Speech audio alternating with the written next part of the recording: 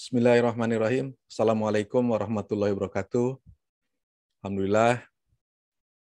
Selamat pagi, selamat siang, selamat sore, selamat malam. Alhamdulillah kita bertemu lagi pada kesempatan ini bersama saya Ahmad Juwaini. Pada kesempatan ini saya ingin mengulas dan membahas mengenai persaingan lembaga zakat. Ini adalah satu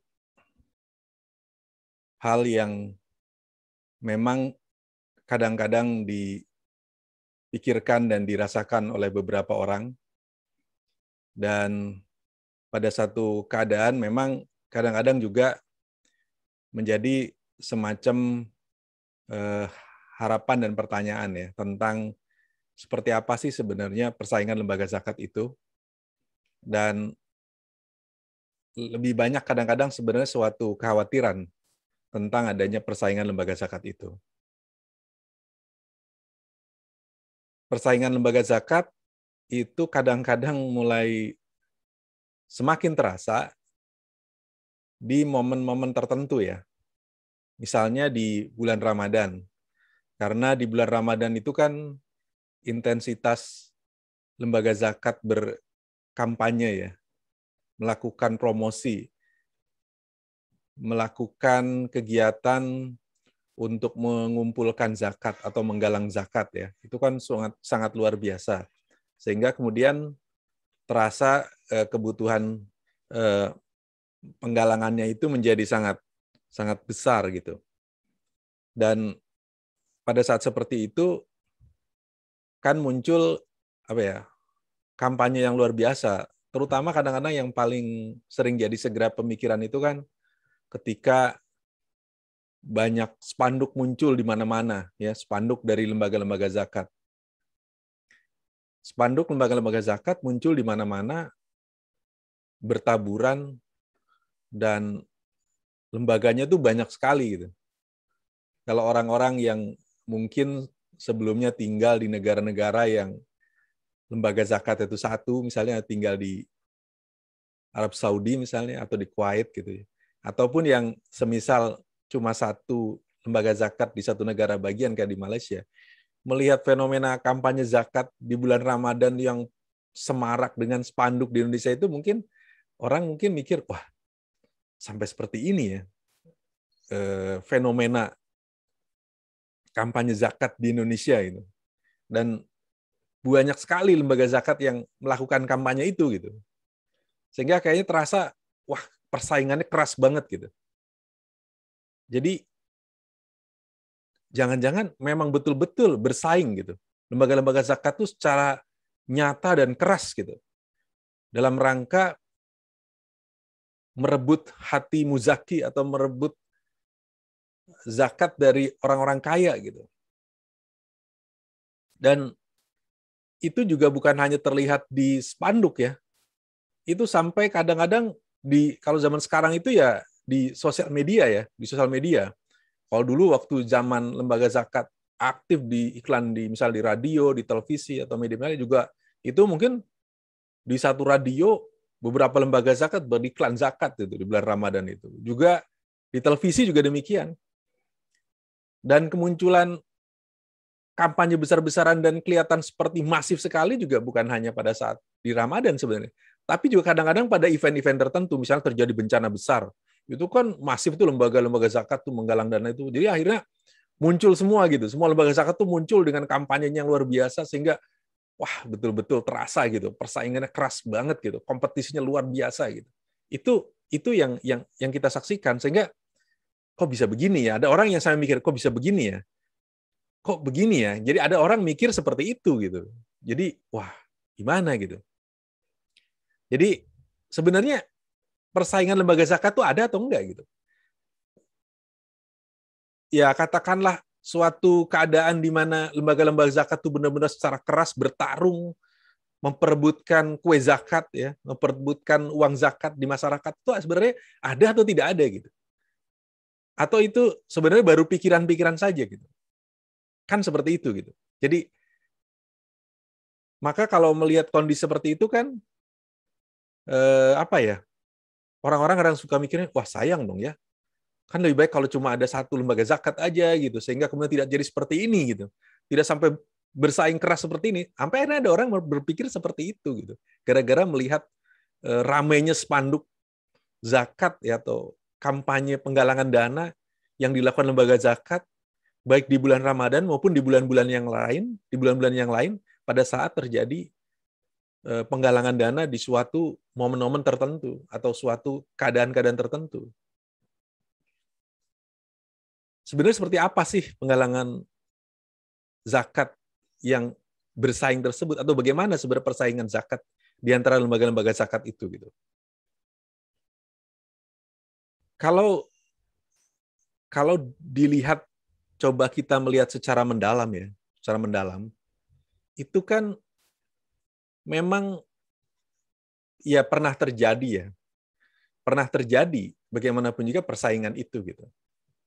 Tidak bisa dihindari ya, karena ada beberapa lembaga zakat sama-sama mencari zakat di wilayah yang sama, bahkan kadang-kadang mengejar sasaran muzaki yang sama gitu.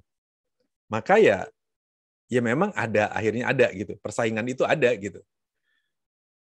Baik persaingan itu disadari atau tidak gitu. Tetapi kalau yang barangkali bisa disebut ya sebagai satu fenomena memang pernah terjadi persaingan itu karena memang pernah terjadi kondisi-kondisi seperti ini gitu. Yang pertama itu adalah fenomena persaingan keras itu terjadi ketika ada kondisi di mana spanduk satu lembaga zakat ditutup oleh spanduk lembaga zakat yang lain. Jadi di suatu area, di tempat orang memasang spanduk, itu lembaga zakat A memasang spanduk di situ, kemudian muncul lembaga zakat B memasang spanduk di situ, bahkan menutup spanduk daripada lembaga zakat A ini gitu. Jadi spanduk dari lembaga zakat B menutup lembaga zakat A gitu. Fenomenanya seperti itu. Meskipun sebenarnya ketika coba dikejar, diklarifikasi, apakah memang boleh dikatakan sesadis itu ya, sampai lembaga zakat menutup lembaga zakat yang lain. Ternyata ketika itu diklarifikasi, ternyata itu kesalahannya bukan di pengelola zakat gitu, dalam arti diambil zakat secara formal, mereka menutup sengaja gitu spanduk lembaga zakat yang lain gitu. Tapi ternyata karena satu lembaga zakat mengorder spanduknya itu ke suatu perusahaan pembuat spanduk yang sekaligus dia juga jasa langsung menempel atau memasang spanduknya itu gitu di lokasi-lokasi yang diinginkan.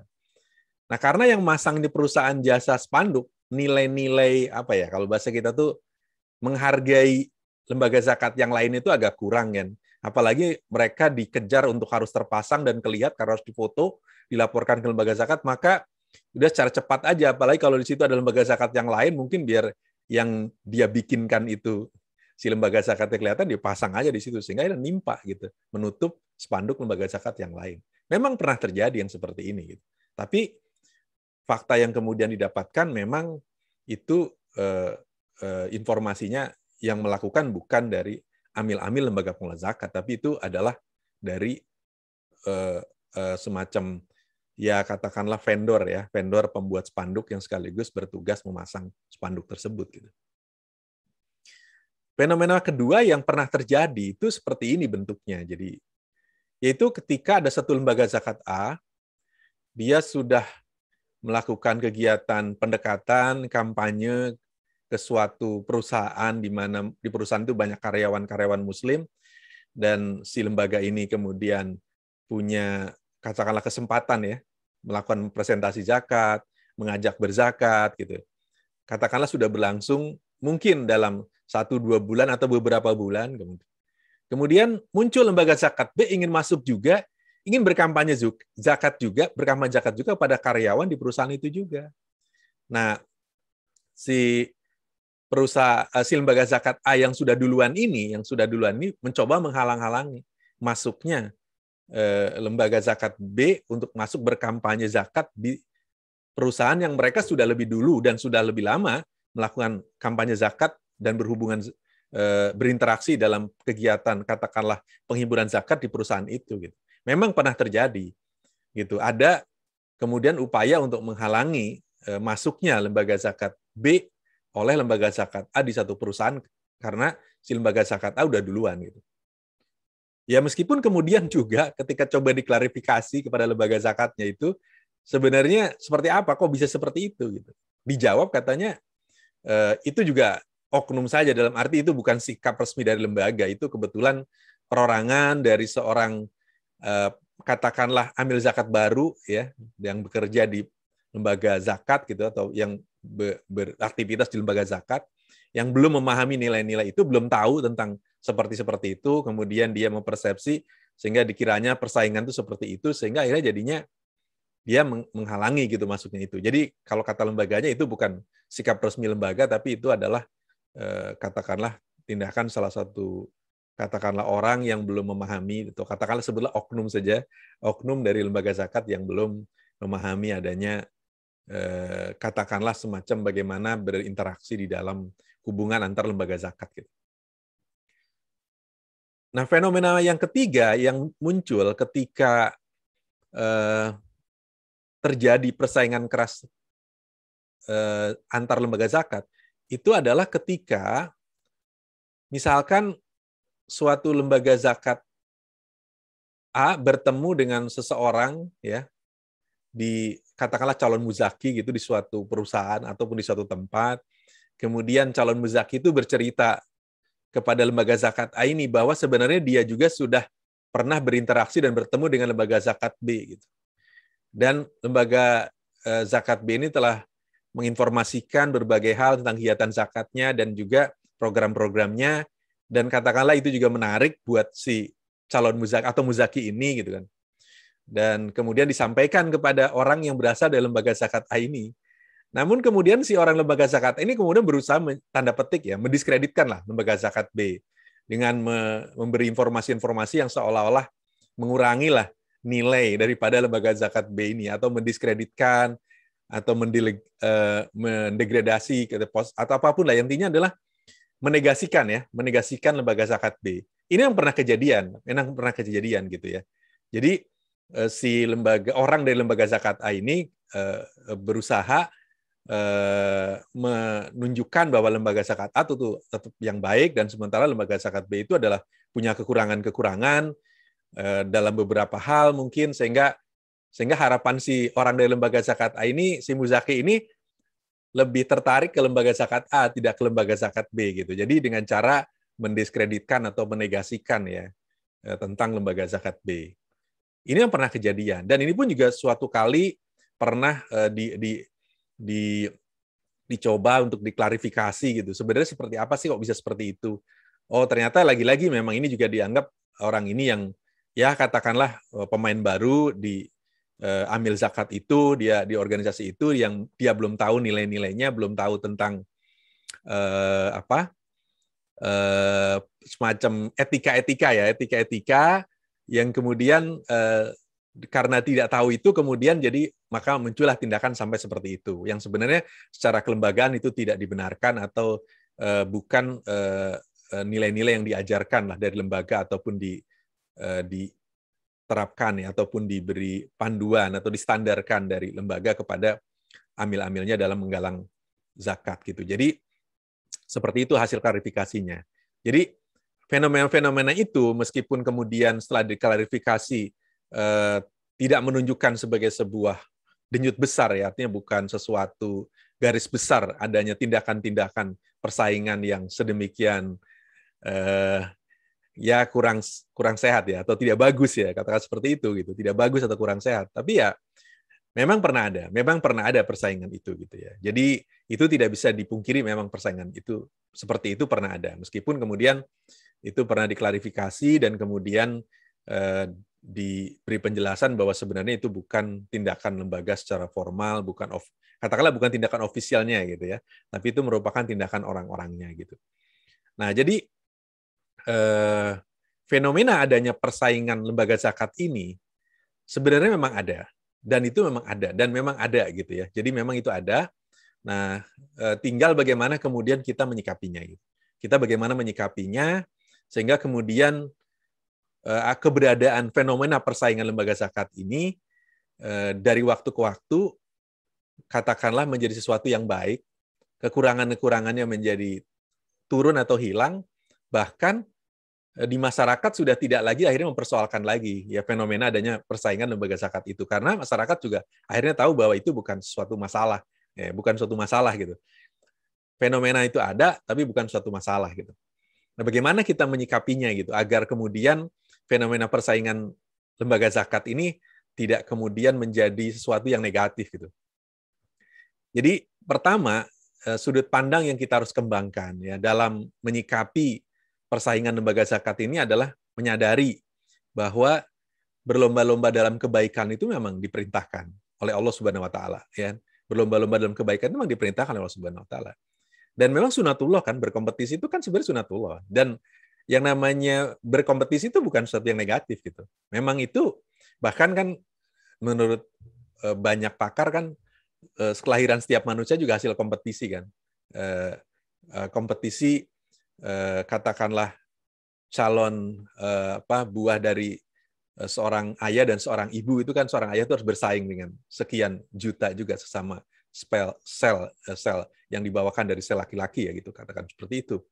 Jadi harus bersaing. Jadi bersaing itu sebenarnya sesuatu yang fenomena yang ya alamiah gitu, natural gitu. Karena itu juga dikehendaki untuk kita tuh berlomba-lomba dalam kebaikan gitu. Artinya bersaing dalam kebaikan itu memang sesuatu yang diperintahkan oleh Allah Subhanahu wa taala. Artinya itu sunatullah dan memang diperintahkan gitu. Jadi sudut pandang kita memandang bahwa bersaing itu adalah merupakan kompetisi untuk kebaikan. Kompetisi untuk menghasilkan kebaikan. Jadi bersaing sebagai satu sunatullah yang memang diperintahkan oleh Allah, dan itu memang merupakan bagian yang sebenarnya berorientasi kebaikan gitu. Berlomba-lomba dalam kebaikan. Yang kedua, sudut pandangnya harus dipandang bahwa pesaing kita itu bukan musuh gitu. Apalagi lembaga zakat udah pasti bukan musuh lah. Lembaga zakat itu kan sesama mitra untuk berbuat kebaikan, sesama mitra untuk menolong masyarakat, sesama mitra untuk menolong orang-orang miskin, sesama mitra untuk menolong mustahik gitu.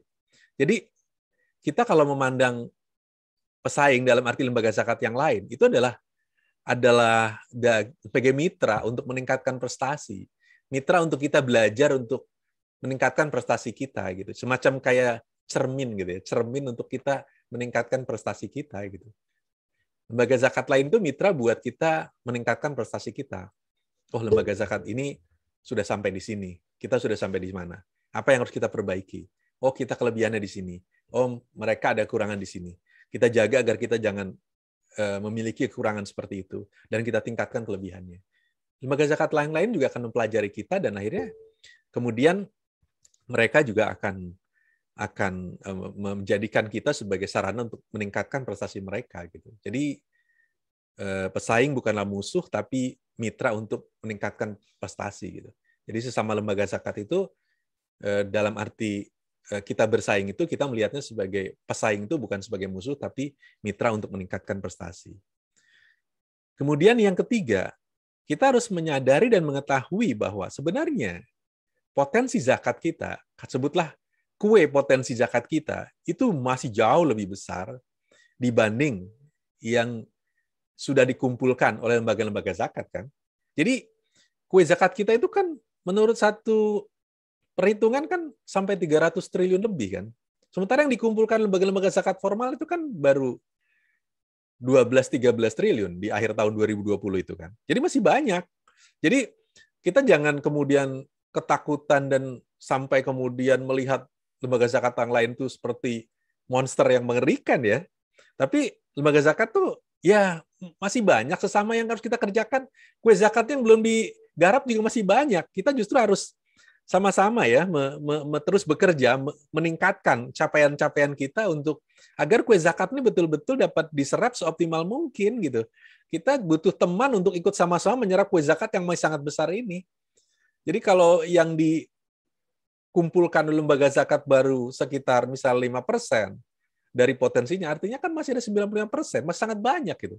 Jadi kita harus melihat seperti itu. Jadi kalau ada mitra kita, dalam arti sama lembaga zakat kita, ya kita santai dan tenang, bahkan ikut bahagia. Karena mereka sama-sama sedang berusaha juga membantu pekerjaan kita, menggarap ya potensi zakat ini sehingga kemudian bisa dioptimalkan gitu. Jadi seperti itu yang harusnya kita kembangkan suasananya. Kita tenang, bahagia karena yang digarap itu juga sesuatu yang sedang kita garap, yang kita juga mungkin masih kerepotan menggarap itu semua gitu.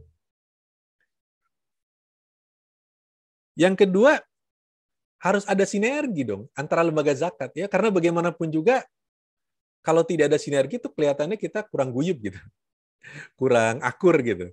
Kesannya itu yang bersaing itu yang menonjol gitu. Jadi kesannya apa ya? Berlomba-lombanya itu yang eksposes ke masyarakatnya ketika spanduknya itu yang sangat banyak gitu.